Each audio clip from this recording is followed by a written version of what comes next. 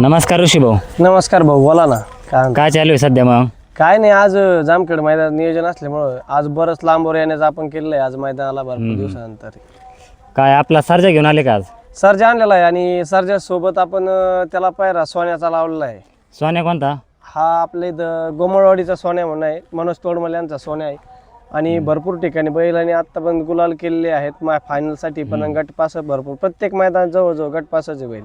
आणि 3 गुलाल पण केले तुम्ही फायनल? 3 फायनलचे गुलाल पण झाले त्याचे. इतका भारी बैल भेटला तुम्हाला, काही वायदी वगैरे? नाही, वायदीचं काय नाही बरं का, तसं वायदी घेते तर सर्वजण, पण आपल्याकडे कसं आहे, आपलं त्यांचं एक प्रेमाच्या नात्याने त्यांनी दिला आपल्याला तो एक. कारण की अजून तुमच्या वासराचा अजून एक पण गुलाल नाही झाला, गटपास नाही झाला आणि इतका तुम्हाला डायरेक्ट गुलालाचा बैल भेटला, त्यामुळे हा प्रश्न विचारला. नाही, बरोबर आहे. आता काय होतं, आपण तो बैल बिनजोडला पळतो, मग तो बैल आपल्याकडे बिनजोडला येत असतो, त्यामुळं आपले त्यांचे संबंध चांगले असल्यामुळे त्यांनी आपल्याला तो बैल दिला. आणि आपलं वासरू चांगलं पडतं हे त्यांना माहिती आहे, त्यामुळे ते म्हणे आपण करू पायरा. म्हणलं ठीक आहे, चला. आपण त्याला मागितला, त्यांनी तो दिला. तुम्हाला जास्त करून वस्ताद ऋषीभाऊ धुमा या नावाने ओळखलं जातं. हा, बरोबर. तुम्ही अनेक वासरं घडवले, तर तुमच्याकडले काही टॉपच्या वासरांची नावे सांगा की त्यांनी वरच्या भागात चांगलं नाव गाजवलं तुमचं. आपला आता साऱ्या टॉपला जर वरती बैल पळू राहिला तर जलवा पळू राहिला, जो आपण आत्ता मध्ये दिलता. त्यानंतर आपला भोंगा पण फास्ट मध्ये बैल पळतो, विराट पळतो. आणि जो आपला बैल होता पहिले घेतलेला आपण संजय म्हणून, तो MP मध्ये सुपर फास्ट बैल पळतो 1 नंबर मध्ये. आणि भरपूर असे बैल आहेत. आता काही काय होतं, लहानपणी आपण वासरं दिलेत घडवून, ते लहानपणातच विकून टाकले गेले. मग काय होतं, ते नाव दुसऱ्या नावाने पळते, त्यामुळे तेवढे सांगता नाहीत असे गंमत काही. तुम्ही वासरांवर मेहनत कशी घेता बरं? आता कसं आहे माहिती आहे का, प्रत्येकाला काहींना विश्वास बसत नाही. आपण वासरं शेतीमध्ये सुद्धा चालवतो व्यायामासाठी. परत पवनीची आपल्याकडे व्यवस्था आहे, कसं घरा शेजारी सरसकट पवनीची व्यवस्था आहे, त्यामुळे त्यांना पवनी राहते, व्यायाम राहते, दररोज चालवणं, सकाळी संध्याकाळी मोकळं करणं, मग लांब दावे लावून टाकणं, असं. आणि बाकीच्या काही गोष्टी आता आहेत त्या असं जास्तीचे असतात. तुम्ही बिनजोडला पण राहता? हा, 100%. आपला बिनजोड म्हणजे एक आवडता खेळ.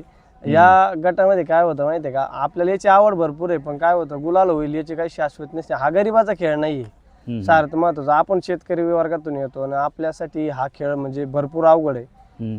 सध्या एक तर गाडी भाडं, पावतीचा खर्च आणि वरून तर सध्या डिझेल पण भेटत नाही. अहो, डिझेलची लय अडचण आहे. डिझेल आपल्याला यायला डिझेलचा असा प्रॉब्लेम होता. आम्ही 2 पंप 3 पंप बघितले, डिझेलचा प्रॉब्लेम इतका शॉर्टेज आला, आपलं डिझेल भेटलं नाही. पण एक जोडदार आहे आपले, त्यांच्या आपण ट्रॅक्टर मधून डिझेल आणलं, काढून गाडीला, तेव्हा गाडी घेऊन आलो इथं. असे म्हणजे डिझेलचा खूप प्रॉब्लेम झाला डिझेलची सध्या खूप अडचण चालू आहे गाडीला. असे.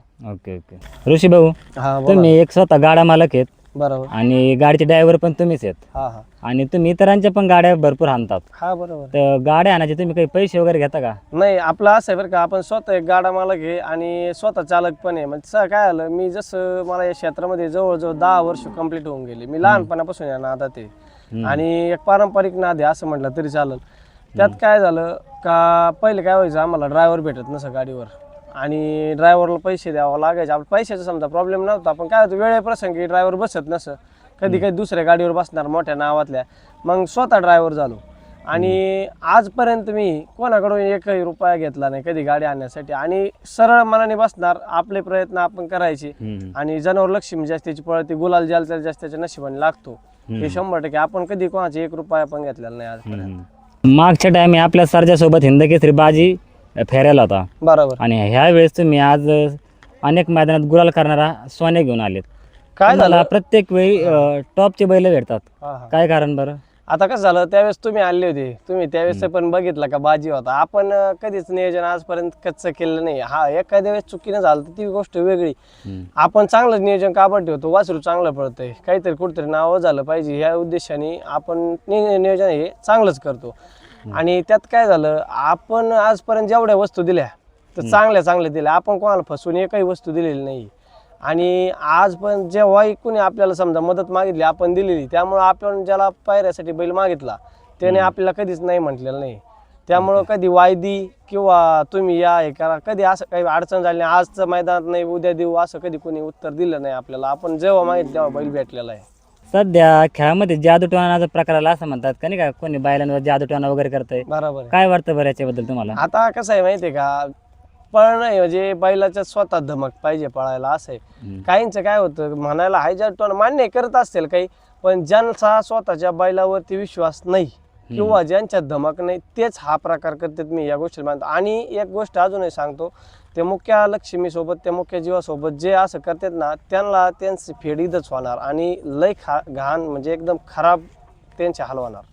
एवढं पण बोलतो. कारण महादेवाच्या नंदीवर असं जादू टोना 100% ह्या महादेवाचा नंदी आहे, याच्यावरती असे काही प्रकार कोणी करू नये, दुसऱ्याचा असो किंवा स्वतःचा असो, असे प्रकार करू नये कोणी. Okay okay. आज आपली गाडी किती वेळ गटात आहे, अजून गट निघलाय? आता काय झालं, पावती चालू झाली आताच, या मैदानाला थोडासा उशीर झालेला आहे, त्यामुळे अजून पावती आपल्याला निघलेली नाही. आता निघल पावती, समजा कळेल, पोरं गेलेत बघायला का किती नंबर निघते काय नाही, पावती बघू. मैदान किती किलोमीटर पडलं बरं? आपल्याला जवळपास हे 150 किलोमीटर मैदान पडलेलं आहे. वन साइड वन साइड म्हणजे जाऊन येऊन जातात तुम्हाला 300 किलोमीटर? हा 300 प्लसच होईल आपलं जाऊन येऊन. आपण लवकरच निघलो होतो, तरी पण कसं झालं, मैदान माहिती नसल्यामुळे थोडा उशीरच झाला.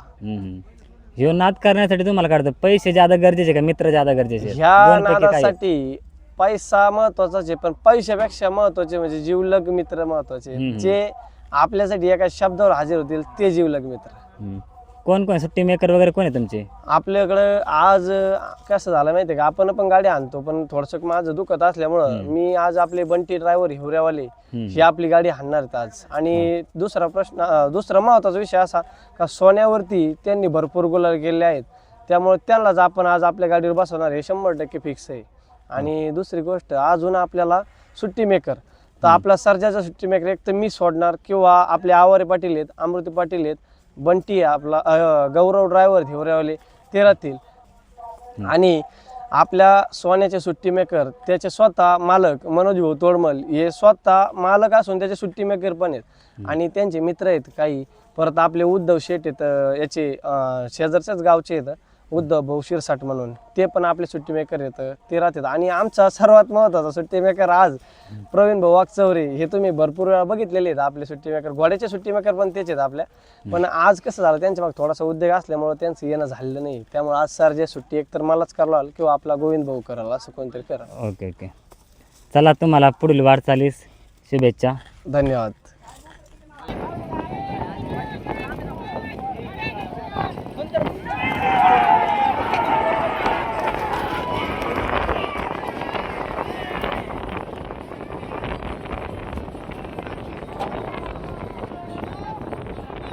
काय ऋषी भाऊ, काय चालू आहे? कस काय मार्गच खाला गाडीने आज गटाला? आपण बैल का मांडवत होतो खाली, म्हणजे सेट करत होतो गाडी, झेंडा पडल्यामुळे तेवढं वाचला चढून आलं, पब्लिक जास्त होती आणि साईडनं दाबत गाडी नव्हती, तसं पब्लिकने पडत होती, पण शेवटी आवाजाच्या टायमाला काय आलं लक्षात नाही आलं त्याला. चालला, आज पराभव झाला, काही निराशा? काहीच नाही, निराशाचं काय, संयम धरला तर चालते, हारजीत चालूच राहते खेळात तरी. चला, पुन्हा नव्या उमेदीने उतरू आपण सलबतपूरच्या मैदानात 9 तारखेला. सलबतपूरला आपण परत दिसणार, टॉपच्या बाहेर दिसणार. चालेल, चला, धन्यवाद.